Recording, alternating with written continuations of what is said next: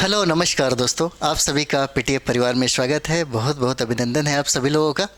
जैसा कि हम लोगों ने एनसीईआरटी जो टॉपिक है वो हम लोगों ने कल किया था, और ये टॉपिक है हमारा, देखते हैं, राज्य राजा और एक प्राचीन गणराज्य। राज्य राजा और एक प्राचीन गणराज्य, प्राचीन भारत का इतिहास है आपका एनसीईआरटी का 6 क्लास का एनसीईआरटी है। हम लोग इसे यहाँ तक ख़त्म किए थे, यानी कि हम लोगों को कर से स्टार्ट करना है। तो आइए हाल में शुरुआत करते हैं इसको।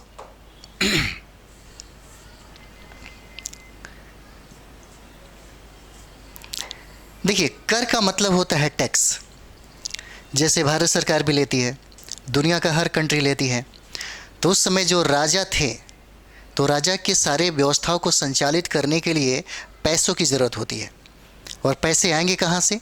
तो जनता के ऊपर टैक्स लगाया जाता है, और टैक्स बहुत तरीके से लगाए जाते हैं। जिस तरीके से आप वर्तमान में देखते हैं भारत सरकार और राज्य सरकार अपना अपना टैक्स लगाती है, उसी तरीके से, ताकि कम से कम उनका राजकोष जो है, वो खजाना, जो राजकोष का जो खजाना है, कम से कम वो भरे, ताकि समाज के लिए और देश के लिए और राज्य के लिए काम किया जा सके। तो ये हो जाता है कर। और यहाँ पे हम लोग बात करें तो महाजनपदों के राजा विशाल किले बनवाते थे। महाजनपदों के राजा विशाल किले बनाते थे। जैसे आपने देखा होगा, राजगृह को आपने देखा तो आपको ये फील हुआ होगा कि चारों तरफ से किलों से ही उसको सुरक्षित किया गया है। तो जब किलों का निर्माण किया जाता है तो उसके लिए मजदूर की ज़रूरत पड़ती है और संसाधनों की ज़रूरत पड़ती है। तो सारे संसाधन को उपलब्ध कराने के लिए कम से कम उसका जो खजाना हो भरा होना चाहिए, और उस खजाने को भरने के लिए सारे के सारे जो पैसे होते हैं पब्लिक से, जनता से ही लिया जाता है। तब राजा वहाँ पे अपने जनता पे या उनके काम पे या व्यापारियों पे या नदियों पे, बहुत सारे सड़कों पे, बहुत सारा ऐसा चीज़ है, पशुपालन पे बहुत सारा ऐसा क्षेत्र है जहाँ पे वो कर लगा करके वहाँ से पैसे बटोरते हैं ताकि कुछ योजनाओं पे काम किया जा सके। जैसे में किले बनाने के काम में खर्चा तो होंगे ही, सेनाओं पे खर्च करना, मजदूरों पे खर्च करना, संसाधनों को इकट्ठा करना, एकजुट करना, ठीक है। तो यहाँ पे देखते हैं कि महाजनपदों के जो राजा हैं विशाल किले बनवाते थे और बड़ी सेना रखते थे, क्योंकि सेना रखने में भी पैसों की खर्च होती थी। और ये कहता है कि इसीलिए उन्हें प्रचुर संसाधनों की आवश्यकता होती थी। इसके लिए उन्हें कर्मचारियों की भी आवश्यकता होती थी। अतः महाजनपदों के राजा लोगों द्वारा समय समय पर लगाए गए उपहारों पर निर्भर न रहकर अब नियमित रूप से कर वसूलने लगे। पहले आप देखते होंगे एक कबीलाई समाज था भारत का। तो कबीले में जो शारीरिक रूप से बहुत ही मजबूत होता था उसी को राजा चुन लिया जाता था। उसका सिर्फ एक ही काम था, जंगली जानवरों से बचाना और बाहरी आक्रमण से बचाना।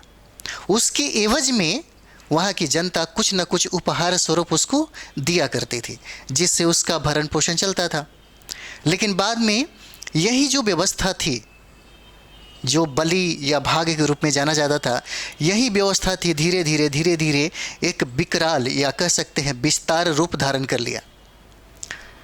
और जब ये राजा वंशानुगत होने लगे, जब राजा का कॉन्सेप्ट बहुत ही व्यापक तरीके से होने लगा, तो कर जो था, जो उपहार था, वो अब नियमित कर के रूप में बदल गया।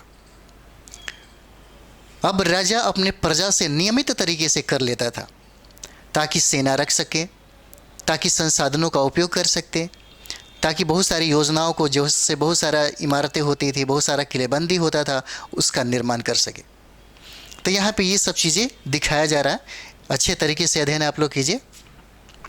तो यहाँ पे कहता है कि समय समय पर लाए गए उपहारों पर निर्भर न रहकर अब, कहता है कि अब नियमित रूप से कर वसूलने लगे। तो वसूला कैसे जाता था? तो सबसे पहले अगर बात करें तो फसलों पे लगाए गए कर थे। जैसे आपने पढ़ा होगा, आपने ये पढ़ा होगा कि 1/6 1/6 भाग कर लिया जाता था। कहीं कहीं आपको 1/4 भी आपको देखने को मिलेगा। तो यहाँ पे देखिएगा, फसलों पर जो लगाए गए कर हैं, इस रूप में भी राजा इसे वसूला करते थे। कारीगरों के ऊपर लगाए गए कर भी यह नियमित कर के रूप में देखा गया है। जैसे में आप देखिएगा, कारीगर जो होते हैं, कारीगरों के ऊपर भी कर लगाए जाते थे, ताकि जो राज्य को, उसका जो खजाना है उसको भरा जा सके। पशुपालकों को जानवरों या उनके उत्पाद के रूप में कर देना पड़ता था। जैसे जितना जानवर आप रख रहे हैं तो उसके चारे के लिए जिस भूभाग का आप इस्तेमाल कर रहे हैं उसके लिए भी आपको टैक्स चुकाना पड़ता था वहाँ के राजाओं को। तो राजा भी सोचते थे कि हमको तरह तरह से ही, अगर हम अनेकों प्रकार से, यहाँ तक कि बहुत ऐसे राजा हैं जो आपके विवाह पे भी कर लिया करते थे। बहुत ऐसा कर आपको मिलेगा जो लगेगा कि कोई मतलब वजह नहीं था, ऐसे कर नहीं लेना चाहिए था, लेकिन राजा जो लोग हैं वो भी लिया करते थे। यहाँ तक कि आप देखिएगा शूद्रों के लिए, खास करके SC ST OBC की जो महिलाएं थीं, आप दक्षिण भारत जब जाएंगे तो स्तन कर भी दिया करते थे। ऐसे ऐसे राजाओं ने अपने फ़ायदे और अपने लाभ के लिए टैक्स बना रखा था। तो पशुपालकों या जानवरों या उनके उत्पाद के रूप में कर देना पड़ता था। व्यापारियों को सामान पर कर देना पड़ता था। जैसे अभी भी देखते हैं, एक व्यापारी दूसरे राज्य से तीसरे राज्य में जाता हो या एक देश से दूसरे देश में अगर जाना चाहता हो तो उसे एक मोटा रकम के रूप में, टैक्स के रूप में या कर के रूप में चुकाना पड़ता है। इसी तरीके से बिल्कुल सेम टू सेम यही व्यवस्था थी। कितने प्रकार से करों को वसूला जा सकता था, राजा की अपनी मर्जी होती थी और उसी का इस्तेमाल हमेशा उन लोगों ने किया। जैसे आप देख सकते हैं, व्यापारियों को सामान पर कर देना पड़ता था। कहीं आप बेचने जा रहे हैं वहाँ भी कर दीजिए। अगर किसी नदी को पार करना चाहते हैं तो उस नदी वाले ही आपसे टैक्स लिया करते थे। बहुत जगह पे आपको जैसे टोल टैक्स आप देखते होंगे, आप जब भी गुजरते होंगे, अभी नेशनल हाईवे को पार करते होंगे तो आपको देना पड़ता होगा टैक्स। इस तरीके से भी कर यहाँ पे दिए जाते थे। और देखिए, आखेटकों तथा संग्राहकों को जंगल से प्राप्त वस्तुएं देनी होती थी। आखेटक का मतलब होता है शिकारी। कुछ ऐसे लोग होते हैं जो उत्पादन नहीं कर सकते, उनका ज़िंदगी और उनका जीवन शिकार पे ही टिका हुआ रहता था। इस तरीके से उनका जो जीवन या भरण पोषण कह सकें तो जीवन और भरण पोषण जो था शिकार पर ही निर्भर था। तो जो लोग शिकार करके अपने भरण पोषण के लिए मतलब समझिए कि जिस चीज़ों का इकट्ठा करते थे उसी रूप में राजा को देना होता था। और ये कहा जा रहा है कि यहाँ पे खाद्य यानी कि संग्रह को, कभी कभी आप देखेंगे स्टोन एज में अगर देखेंगे तो वहाँ पे आपको पता चलेगा कि वहाँ के जो लोग थे आखेटक थे और खाद्य संग्राहक थे। कंदमूलों को इकट्ठा करते थे, जंगलों से वो लोग फल वगैरह का इस्तेमाल करते थे, इसलिए उसको तोड़ तोड़ करके इकट्ठा करते थे। तो यहाँ राजा भी इस चीज़ को छोड़ा नहीं है। ये राजा भी, अगर बात करें तो ये राजा भी इस जंगल से जो वस्तुएं थी वो भी यहाँ से मतलब समझिए कि ले लेता था। आखेटक तथा खाद्य संग्राहक राजाओं को क्या देते थे?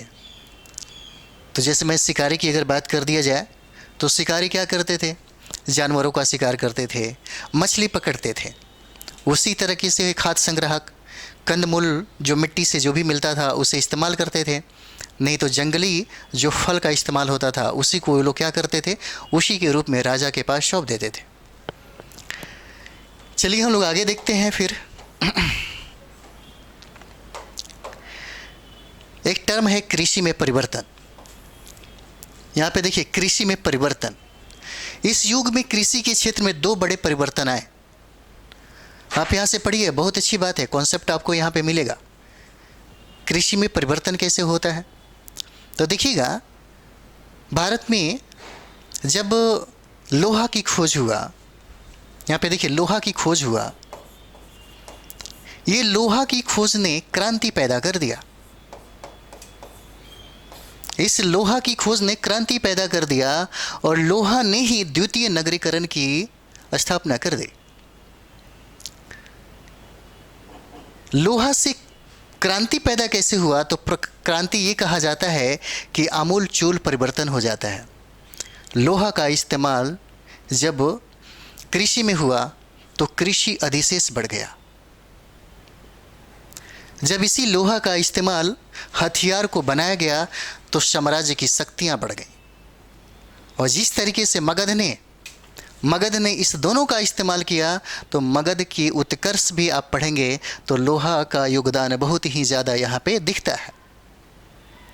चीज़ों को समझिए, लोहा ने क्रांति पैदा किया और क्रांति का मतलब ही होता है आमूलचूल परिवर्तन करना। देखिए, दुनिया में क्रांति हमेशा नहीं होता। जैसे आप पढ़ते होंगे 1857 की क्रांति, ये 1857 की जो क्रांति है, इसके परिणाम को आप देखेंगे तो बहुत सारा चीज़ें बदलता हुआ दिखता है। फ्रांस की क्रांति जब देखेंगे तो फ्रांस की क्रांति के बाद बहुत सारा चीज़ें उठापटक नज़र दिखेगा। जब अमेरिकी क्रांति आप पढ़ेंगे तो उस क्रांति ने आमूलचूल व्यवस्था को ही परिवर्तित कर दिया। जब हमारा देश आज़ाद हुआ तो देश की आज़ादी के बाद भारत के लोगों के पास न रहने न खाने की कोई प्रबंध नहीं था। हमारा जो भारत था किसी और देशों पे ही निर्भर था। अन्य देशों के द्वारा ही यहाँ पे जब अनाज भेजे जाते थे तो लोग यहाँ पे अपना खा करके गुजारा करते थे। लेकिन हरित क्रांति को लाया गया और क्रांति ने क्या कर दिया? हरित क्रांति ने क्या किया? पैदावार में आमूलचूल परिवर्तन कर दिया। जो लोग आत्मनिर्भर भी नहीं थे वो आत्मनिर्भर हो गए और इसी हरित क्रांति ने निर्यातक देश बना दिया भारत को। आपके पास इतना उत्पादन हो जाता है कि आपके भारत के लोग खाने होने के बाद भी बचा लेते हैं और उसी बची हुए जो अधिशेष जो आपके पास प्राप्त होता है उससे आप व्यापार भी कर लेते हैं। और ये सब चीज़ें होता है क्रांति का दिन। इसी तरीके से हम लोग देखेंगे यहाँ पे लोहा की खोज ने क्या किया था? क्रांति पैदा किया। और क्रांति का मतलब है आमूलचूल परिवर्तन होना। आप देखते होंगे यहाँ पे कृषि में परिवर्तन कैसे होता है। इस युग में कृषि के क्षेत्र में दो बड़े परिवर्तन आए। हल के फाल अब लोहे के बनने लगे। जब लकड़ियों के फाल का इस्तेमाल होता है तो गहरी उसका जुताई नहीं होता, और गहरी जुताई होती है तो वहाँ पे सिंचाई और वहाँ पे उत्पादन बहुत ज़्यादा हो जाता है। ये लोहे की खोज ने, अब लकड़ियों के फाल के जगह लोहे का फाल का इस्तेमाल होने लगा। अब कठोर ज़मीन को लकड़ी के फाल की तुलना में लोहे के फाल से आसानी से जोता जा सकता था। ये क्या था? एक परिवर्तन था। और गहरी जुताई भी हो जाती थी। और जो बंजर ज़मीन हुआ करता था, जो लकड़ी उसको सहन नहीं कर सकती थी, अब लोहा उसके लिए बहुत ही ज़्यादा अनुकूल था, जिसके वजह से आपकी गहरी जो जुताई होती है तो उसमें पैदावार भी तो बढ़ जाता है। तो यही काम किया लोहे ने। क्या किया? आपके पैदावार को दोगुना चरगुना बढ़ा दिया।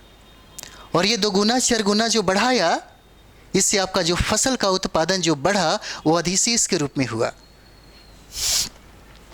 इससे फसलों की उपज बढ़ गई। दूसरे लोगों ने धान के पौधों का रोपण शुरू किया, अर्थात खेतों में बीज छिड़क कर धान उपजाने के बजाय धान की पौधा तैयार कर उनका रोपण शुरू किया गया।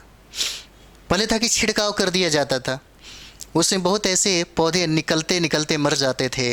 कभी सफल होने में बहुत ही कम ये होता था। लेकिन जब रोपण विधि यहाँ पे किया गया तो उसके चांसेस ज़्यादा बनते हैं। जैसे अभी भारत में देखते हैं, भारत में और चाइना में सबसे ज़्यादा धान का उत्पादन होता है। चावल का सबसे ज़्यादा उत्पादन चाइना करता है, उसके बाद भारत करता है। और ये होता है रोपण विधि के द्वारा। अब पहले की तुलना में बहुत ज़्यादा पौधे जीवित रह जाते थे, इसीलिए पैदावार भी ज़्यादा होने लगी। ठीक है, यानी कि लोहे की खोज ने कृषि के क्षेत्र में एक परिवर्तन लाया, एक क्रांति लाया। पहले के समय में लोग हल के फालों में लकड़ी का इस्तेमाल करते थे, अब उसकी जगह पे लोहे का फाल का इस्तेमाल होने लगा। और ये कहा जाता है कि जब लोहे के फाल का इस्तेमाल किया जाने लगा तो जो बंजर ज़मीन थी उसका भी गहराई से जुताई करना आसान हो गया।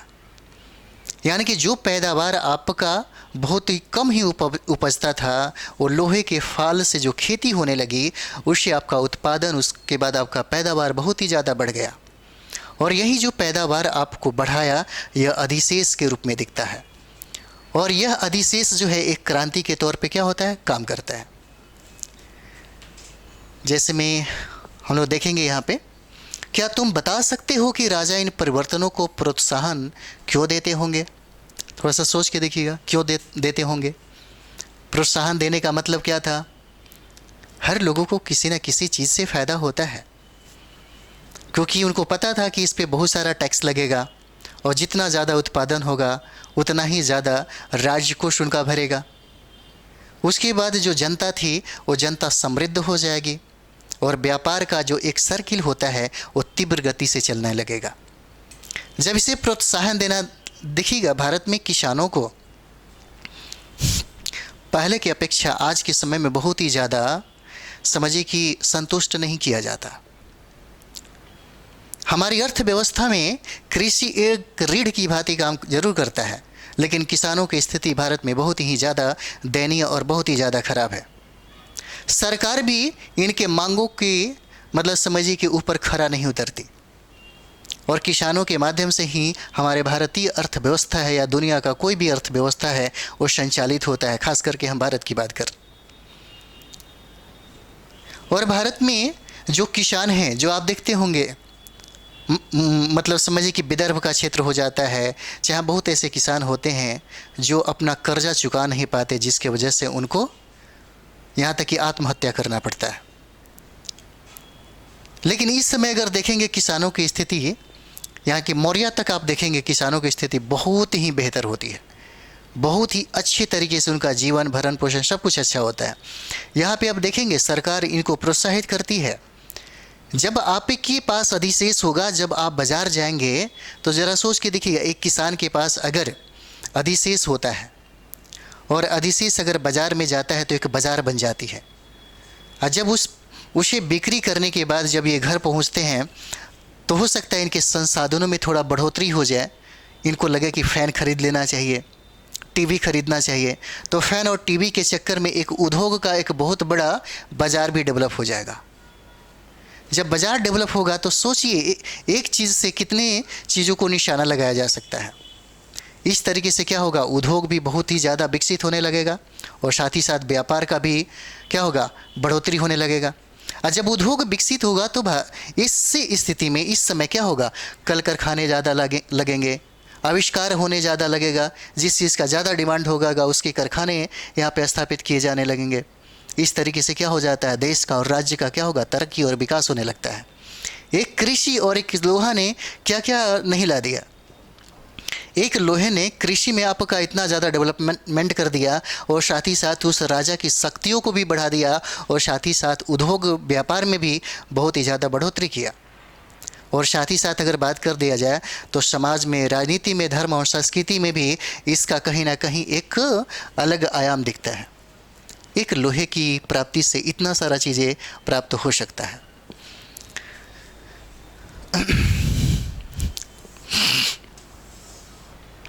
यहाँ देखिए आप लोग, मानचित्र में मगध ढूंढो। हम लोगों ने देखा था मगध क्या, आप गंगा और सोन नदियों के संगम पे जो पाटलिपुत्र के नाम से जब आप जानते हैं, जो अभी वर्तमान में पटना के नाम से जानते हैं, यही मगध का क्षेत्र होता है। ठीक है, जैसे मानते हैं कि आप अगर यहाँ पे देखेंगे, यहाँ पे अगर देखते हैं तो ये देखिए एक बिहार का मैप ले लीजिए और ये आपका गंगा नदी हो जाता है। ये है आपका गंगा नदी जो बिहार को दो भागों में बांटती है। और इसी गंगा नदी के दक्षिण में ये वाला जो क्षेत्र आपको दिख रहा है, यही है आपका पाटलिपुत्र। पाटलिपुत्र या जिसे पटना के नाम से भी हम लोग जानते हैं, और यही क्षेत्र है जिसको मगध के नाम से जानते हैं। इसी के बारे में कहता है कि मगध ढूंढो। लगभग 200 सालों के भीतर मगध सबसे महत्वपूर्ण जनपद बन गया। कैसे? लगभग 200 सालों के भीतर मगध सबसे महत्वपूर्ण जनपद बन गया। गंगा और सोन जैसी नदियां मगध से होकर बहती थी। ठीक है, आप देख सकते हैं ये आपका कौन सा नदी है, ये आपका गंगा नदी हो जाता है और यहीं से ये जो है ये सोन नदियाँ हो जाती है। और यहाँ से देखेंगे तो ये कोसी नदियाँ हैं और कोसी नदी को बिहार का शोक कहा जाता है। ठीक है, इसी के बारे में कह रहा है। नदियाँ मगध से होकर बहती थी। तो इसका फ़ायदा क्या क्या हो सकता है, सोचने वाली बात है। इसका फ़ायदा क्या क्या हो सकता है? अगर मगध से जो नदियाँ, दो नदियाँ प्रवाह अगर करती हो तो उसका फ़ायदा तो ज़रूर उस महाजनपद को मिलता होगा। कैसे मिलता होगा? जैसे आप देखते हैं जहाँ से नदियाँ प्रवेश करती है वहाँ के जितने भी तटवर्ती जो क्षेत्र होता है वो बहुत ही ज़्यादा उपजाऊ हो जाता है ना? वो बहुत ही ज़्यादा उपजाऊ हो जाता है। और दूसरी बात यह है कि इस नदियों से यातायात भी किया जा सकता है। और इस नदियों से बहुउद्देशीय जो परियोजना होता है, जैसे एक चीज़ से बहुत सारे उद्देश्यों को प्राप्त कर लेना, ये क्या होता है? बहुउद्देशीय योजना हो जाता है। और इससे नदी से बहुत सारे चीज़ों को, ये सोर्स जो था वो प्राप्त किया जा सकता है। क्या यहाँ के अगल बगल में आप सिंचाई का काम भी कर सकते हैं इस नदियों से। और सबसे बड़ी बात है कि इस नदियों के किनारे जो मिट्टी होता है सबसे ज़्यादा उपजाऊ होता है। अगर कोई भी आप पैदावार करना चाहते हैं तो आपका फसल बहुत ही ज़्यादा डेवलप होता है। वो पैदावार आपका दोगुना चरगुना इस तरीके से बढ़ता है। और जहाँ पे मगध की अगर बात कर दी जाए तो इसका फ़ायदा किसको होगा? मगध को होगा, मगध की जनता को होगा। और मगध जो साम्राज्य है, वहाँ के राजा जो हैं, उसको इसका सबसे ज़्यादा फ़ायदा होगा। साथ ही साथ अगर लोहे की प्राप्ति होती है तो ऐसे जगहों पे अगर लोहे से खेती किया जाए, लोहे के फाल के हल्स का इस्तेमाल किया जाए तो पैदावार सोचिए कितना ज़्यादा होगा। यही तो वजह होता है कि अधिशेष की प्राप्ति होने लगती है। तो यहाँ पे देखते हैं होकर यातायात का भी फायदा होगा। जल वितरण और ज़मीन को उपजाऊ बनाने के लिए बहुत महत्वपूर्ण थी। मगध का एक हिस्सा आप देखेंगे बहुत बड़ा जंगली क्षेत्र था। जैसे आप देखते होंगे पाटलिपुत्रा में चंद्रगुप्त मौर्य ने लकड़ी का एक राजप्रसाद उन्होंने बनाया था, एक महल बनाया था जो स्वयं वहाँ पे रहा करते थे। उन लकड़ियों का जो इस्तेमाल किया गया इसी क्षेत्र में मगध के जंगलों से ही वो ला करके बनाई गई थी। जो बड़े बड़े इमारत आपको दिखते हैं राजा महाराजाओं के द्वारा, खास करके मगध के राजाओं के द्वारा, इसका इस्तेमाल उस जंगल से किया जाता है। और उस जंगल में जो विशेष बात थी, उस जंगल में भरपूर मात्रा में और बहुत ज़्यादा संख्या में आपको हाथी भी मिलता था। और हाथी का इस्तेमाल मगध के सम्राटों ने अपने सेना में किया। दो चीज़ें यहाँ पे प्राप्त होती है। मगध के उत्कर्ष में बहुत ज़्यादा फायदा होता है। सबसे पहली बात तो ये था कि लोहा की प्राप्ति हो चुकी थी, नए नए हथियारों को बनाने में इसका इस्तेमाल किया गया। और साथ ही साथ जो जंगली वस्तुएं थी जिसका इस्तेमाल मगध के राजाओं ने किया। और उस जंगल में जो हाथी की प्राप्ति होती थी, सेना में एक अलग बात था। और सेना की शक्तियों को बढ़ाने के लिए जो ट्रेनिंग दिया जाता था हाथियों को, और हाथी को जब शामिल कर दिया जाता था तो हाथी के डर से बहुत सारे जो दुश्मन सेना थे वो भाग जाते थे। इस तरीके से मगध की शक्तियाँ क्या हो गई? बहुत ही ज़्यादा बढ़ गई।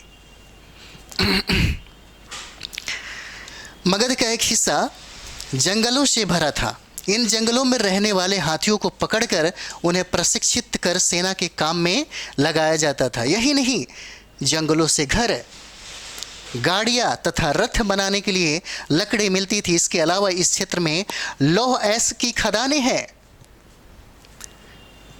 इस जंगली के क्षेत्र में जैसे आप देखते हैं जब बिहार का बंटवारा हुआ झारखंड के रूप में, तो बहुत सारे जो खनिज जो संसाधन था वो अधिक मात्रा में आपको झारखंड चला गया।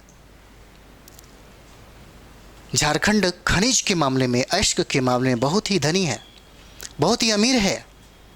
अगर उसका सही तरीके से उपयोग किया जाए तो अन्य राज्यों की अपेक्षा झारखंड बहुत ही ज़्यादा मजबूत स्थिति में उभर सकता है। तो यहाँ पे क्या है? लौह एस की खदानें हैं। मजबूत औजार और हथियार बनाने के लिए बहुत उपयोगी थे। ठीक है। और इसका इस्तेमाल मगध के सम्राटों ने किया। जैसे देखेंगे मगध में दो बहुत ही शक्तिशाली शासक, एक का नाम बिंबिसार और दूसरा का नाम अजातशत्रु होता है। यहाँ पे देखते होंगे मगध में दो बहुत ही महत्वपूर्ण जो शक्तिशाली सम्राट थे उनके बारे में कहा जाता है। जैसे में बिंबिसार हो जाते हैं, बिंबिसार हर्यक वंश के संस्थापक माने जाते हैं और इनकी हत्या करके इनके पुत्र ने, जिनका नाम है अजातशत्रु, जिसको पितृहंता के नाम से जानते हैं, वो भी बहुत ही ज़्यादा मतलब शक्तिशाली बने और उन्होंने मगध की जो शक्ति थी उसको काफ़ी बढ़ाया। हालांकि बिंबिसार और अजातशत्रु ने इस चीज़ को काफ़ी ही ज़्यादा अगर व्यापक रूप में देखेंगे तो दिखेगा। आगे देखते हैं इसमें। अजातशत्रु हुए, अन्य जनपदों को जीतने के लिए हर संभव साधन अपनाते थे। जैसे हम लोगों ने पढ़ा है कि महाजनपद कितने थे, तो महाजनपदों की संख्या 16 थी और सभी महाजनपदों में अगर आप देखेंगे तो मगध जो महाजनपद है वो बहुत ही ज़्यादा शक्तिशाली हो गया। इस शक्तिशाली होने के पहले, या जैसे आप मेंस पढ़ेंगे तो मगध के उत्कर्ष के बारे में पूछा जाएगा आपसे कि मगध के उत्कर्ष के कारणों के बारे में बताइए।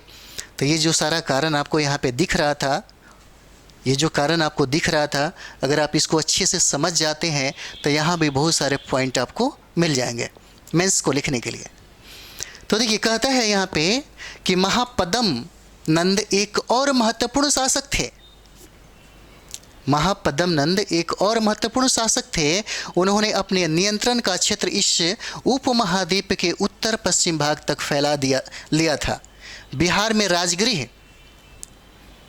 राजगिरी जो वर्तमान में राजगीर के नाम से जाना जाता है, कई सालों तक मगध की राजधानी बनी रही। जैसे हर्यक वंश में जिसे बिंबिसार बोलते हैं, अजातशत्रु, इन लोगों ने अपनी राजधानी कहाँ बनाई थी? राजगिरी बनाई थी, जिसको राजगीर के नाम से जानते हैं। बाद में वहीं हर्यक वंश के सम्राट थे जिनका नाम था उदाईन, उदाईन नाम था। और इसी उदाईन ने अपनी राजधानी राजगृह से स्थानांतरित करके पाटलिपुत्र में लाया, जो पाटलिपुत्र के रूप में हम लोग देखते हैं पटना को। यानी कि उदाईन ने अपनी राजधानी को बदल करके राजगिरी से पाटलिपुत्र लाया। और कभी कभी प्रश्न पूछता है कि पाटलिपुत्र का स्थापना किसने किया? तो पाटलिपुत्र की स्थापना में उदाईन का नाम आता है और अपना राजधानी परिवर्तन करके पाटलिपुत्र स्थापित करने में भी नाम आपका उदाईन का आता है, जो बाद में पाटलिपुत्र आज का पटना को राजधानी बनाया गया। ठीक है, यहाँ देखिए कहता है कि 2300 साल से भी पहले की बात है। ठीक है, 2300 साल पहले की, इससे पहले की बात है। कहता है कि मैसिडोनिया का राजा सिकंदर विश्व विजय करना चाहता था।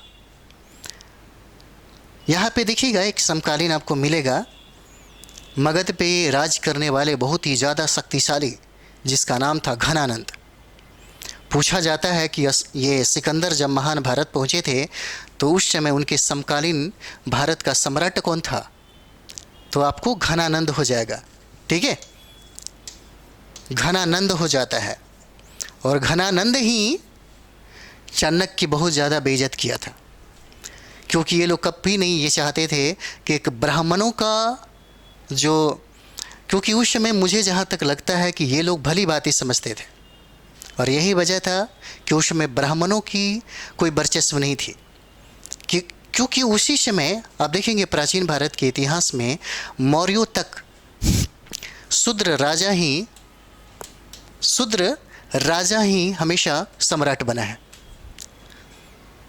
हालांकि बाद में इतिहास में एक समस्या आ जाती है, जब आप पीजी फाइट करेंगे, जब आप पीजी में कभी जाएंगे, एमए से अगर आप कभी हिस्ट्री से कभी एमए करेंगे तो वहाँ पे एक आपको सब्जेक्ट पढ़ना होगा लेखन कला की समस्या। इतिहास को लिखने वालों ने बहुत ही कभी कभी गलत तरीके से लिखा। बहुत सारे लोगों का एक दृष्टिकोण होता है, जिस दृष्टिकोण से उन लोगों ने लिखा, इतिहास को कहीं ना कहीं तोड़ मरोड़ करके लिखने की कोशिश किया। अभी तो आप छठा क्लास का एनसीईआरटी पढ़ रहे हैं, तो आपको अभी क्या समझ में आएगा? अभी जब बड़े क्लास में जब जाएंगे तब आपको समझ में आएगा कि इतिहास ऐसा नहीं है जैसा हम सोचते थे।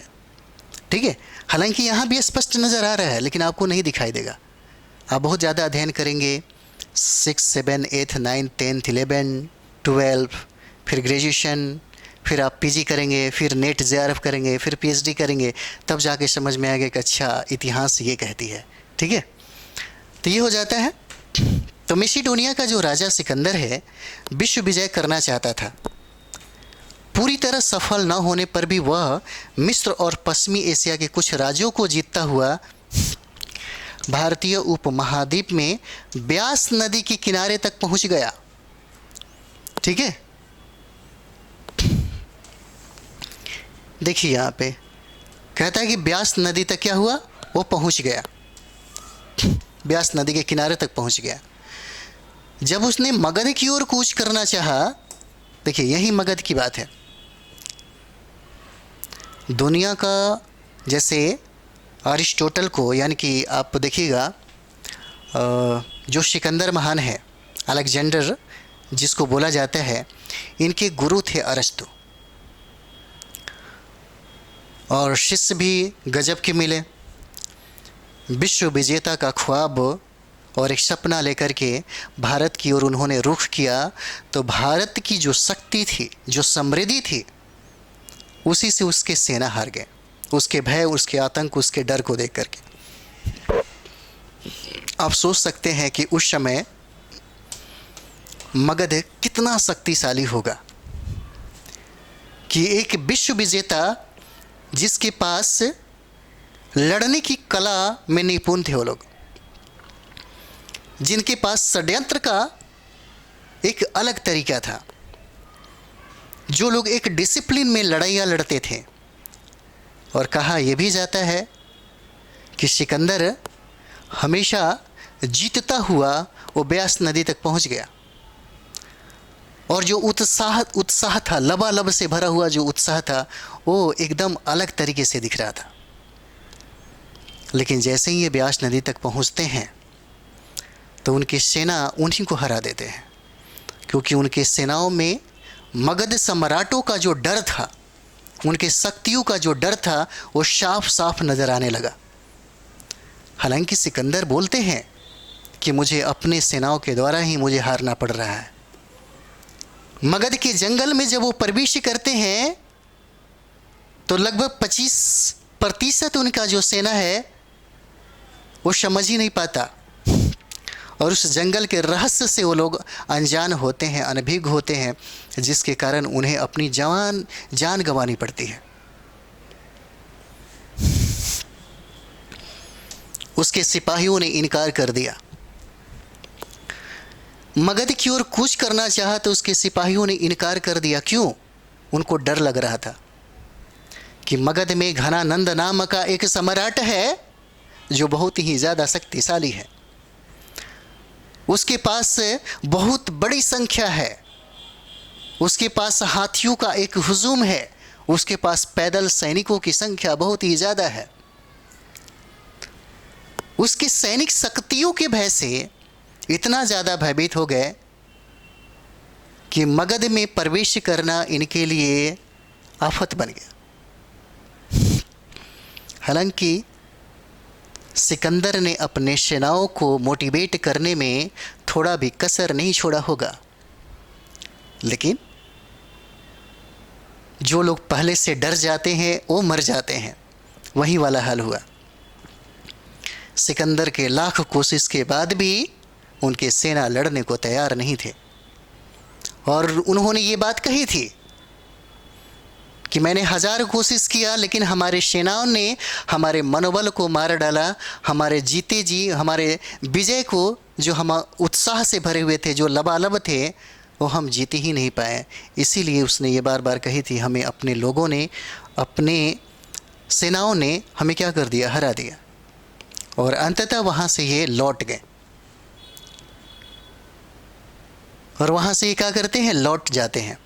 तो देखिए कहता है यहाँ पे, वे इस बात से भयभीत थे कि भारत के शासकों के पास पैदल, रथ और हाथियों की बहुत बड़ी सेना थी। ठीक है, इन सेनाओं और ऋग्वेद में उल्लेखित सेनाओं के बीच तुम्हें क्या अंतर दिखता है, ये ज़रूर आप लोग करिएगा, और इसे करके ज़रूर कमेंट्स में आप मुझे लिखिए। कमेंट्स में लिखेंगे तो हमें पता चलेगा कि आप यहाँ पे क्या सोच रहे हैं। चर्चा तो हम बाद में कर देंगे आपको। इन सेनाओं और ऋग्वेद में उल्लिखित सेनाओं के बीच तुम्हें क्या अंतर दिखता है? ठीक है, आगे देखिए।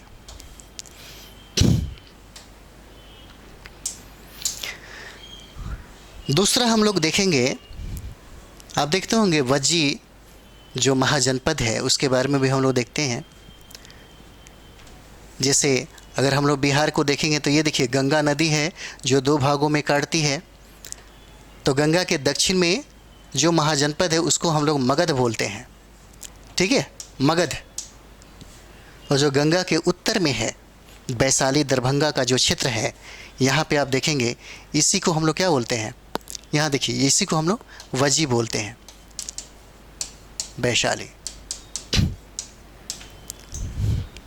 ठीक है, कहता है कि जैसा कि तुमने ऊपर पढ़ा, मगध एक शक्तिशाली राज बन गया था।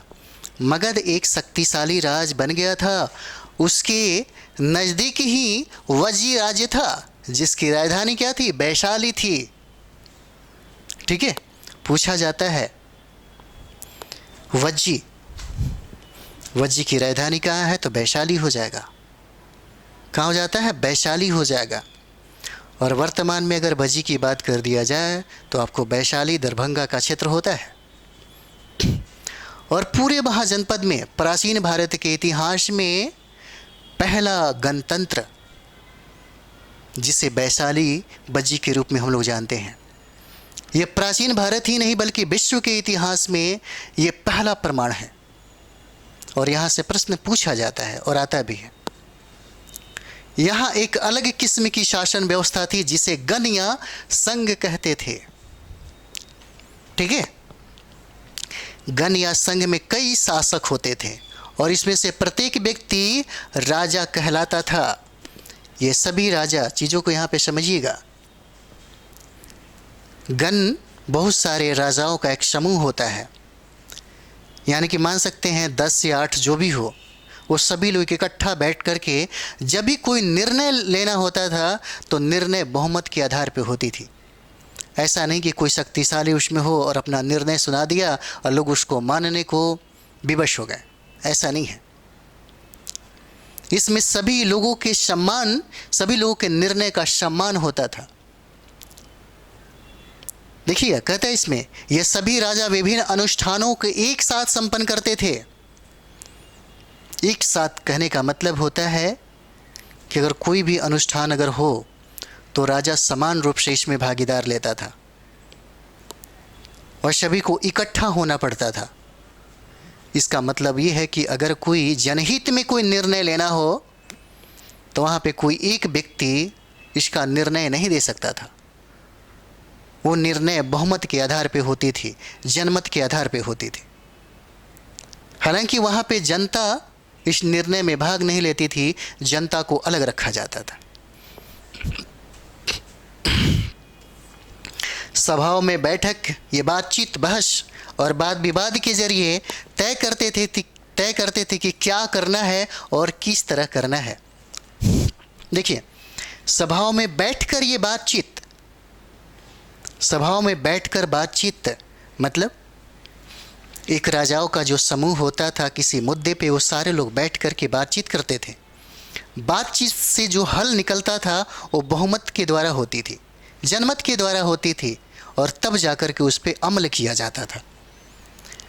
बहस और वाद विवाद के जरिए आप जब भी कभी कभी देखिएगा, जब कभी मुद्दे पे जब बहस होती है, जब वाद विवाद होता है और वाद विवाद के बाद जो निर्णय लिया जाता है वो सभी लोगों के लिए सर्वमान होता है।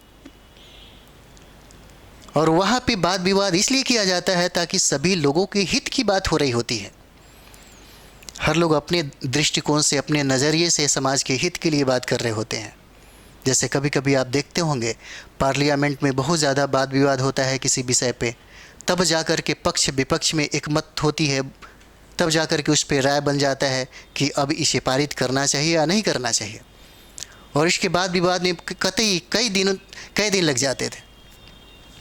वहीं पे यहाँ पे कहता है कि वाद विवाद के जरिए तय करते थे कि क्या करना है और किस तरह करना है।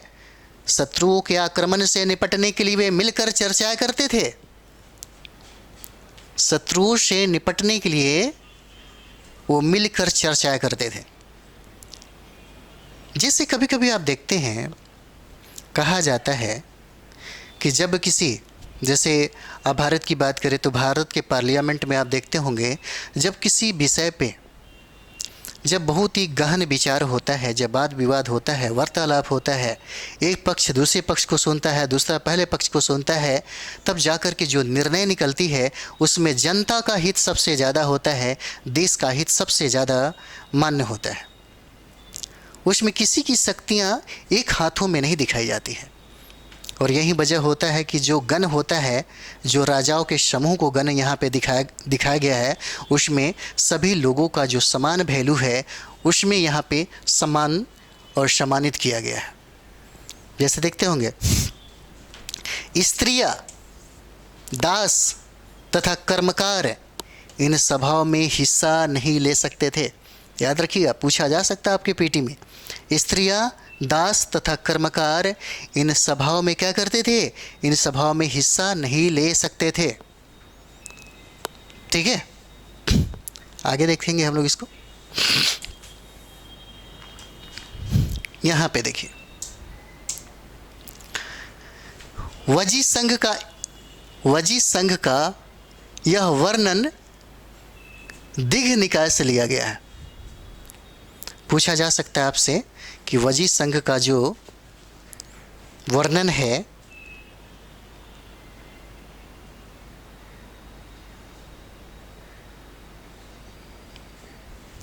पूछा जा सकता है आपसे कि वजी संघ का वर्णन कहाँ से लिया गया, तो देखिए दिघ निकाय से लिया गया है। और दिघ निकाय एक क्या है? प्रसिद्ध बौद्ध ग्रंथ है जिसमें बुद्ध के कई व्याख्यान दिए गए हैं। इन्हें करीब 2300 साल पहले लिखा गया था। याद रखिएगा, बहुत इंपॉर्टेंट है। यहाँ पे गौतम बुद्ध का संबंध दिखाया गया है, बहुत ही अच्छा संबंध दिखाया गया है।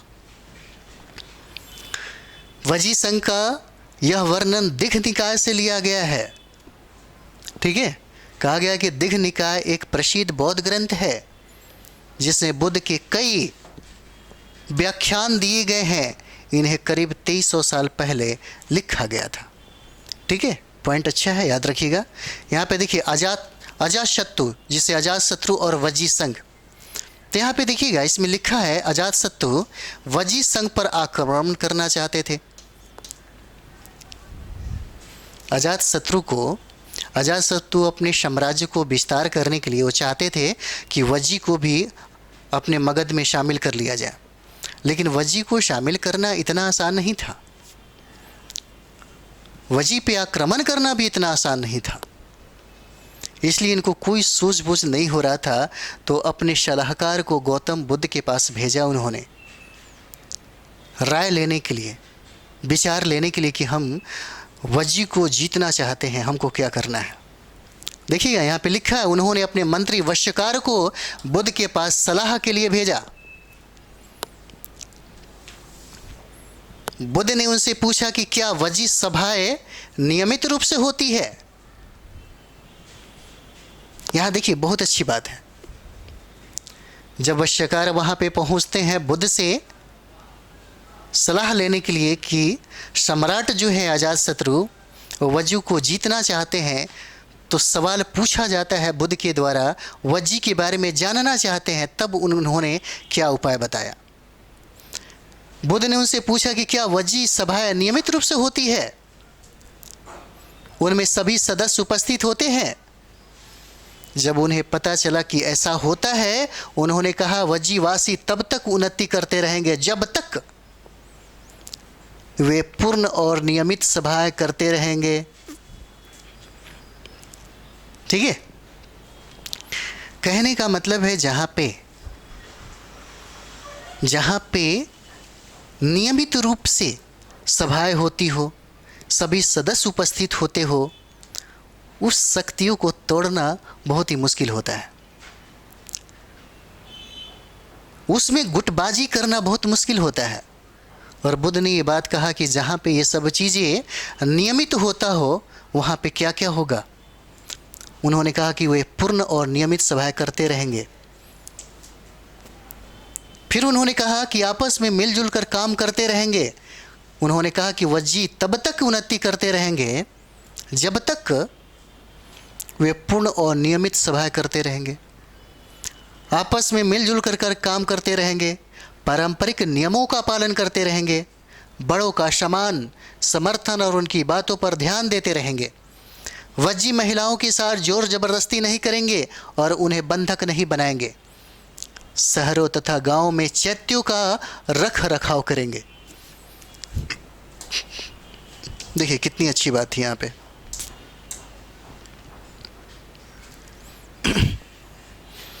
वज्जी महिलाओं के साथ जोर जबरदस्ती नहीं करेंगे और उन्हें बंधक नहीं बनाएंगे। शहरों तथा गांवों में चैत्यों का रख रखाव करेंगे। विभिन्न मतावलंबी संतों का सम्मान करेंगे और उनके आने या जाने पर कोई रोक नहीं लगाएंगे। वज्जी संघ अन्य महाजनपदों से कैसे भिन्न था? कम से कम 3 अंतर बताओ। ये ज़रूर आप लोग बताइएगा, ठीक है? बहुत इंपॉर्टेंट है ये सब चीज़ें। ऐसे जो फैक्ट है इसे करना चाहिए। यहाँ पे देखिए कई शक्तिशाली राजा इन संघों को जीतना चाहते थे। कई शक्तिशाली राजा इन संघों को जीतना चाहते थे। इसके बावजूद उनका राज्य अब से लगभग 1500 साल पहले तक चलता रहा। उसके बाद गुप्त शासकों ने गण और संघ पर विजय प्राप्त कर उन्हें अपने राज्य में शामिल कर लिया। इनके बारे में तुम अध्याय 9 में पढ़ोगे, ठीक है?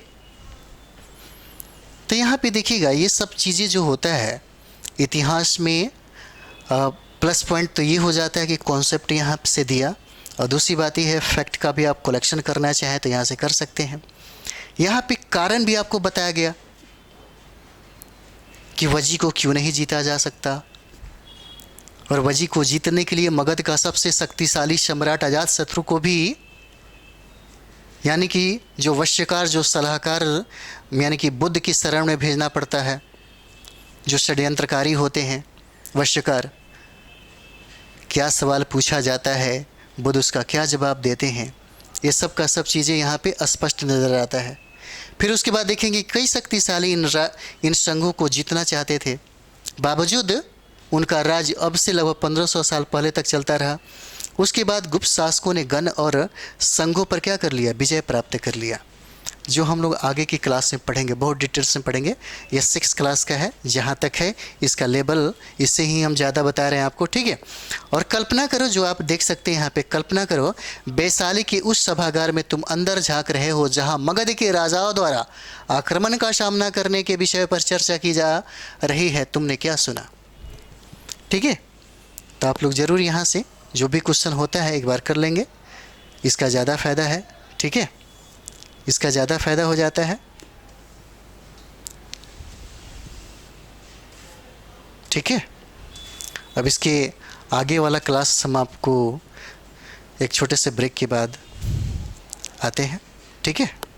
थैंक यू वेरी मच आप सभी लोगों को।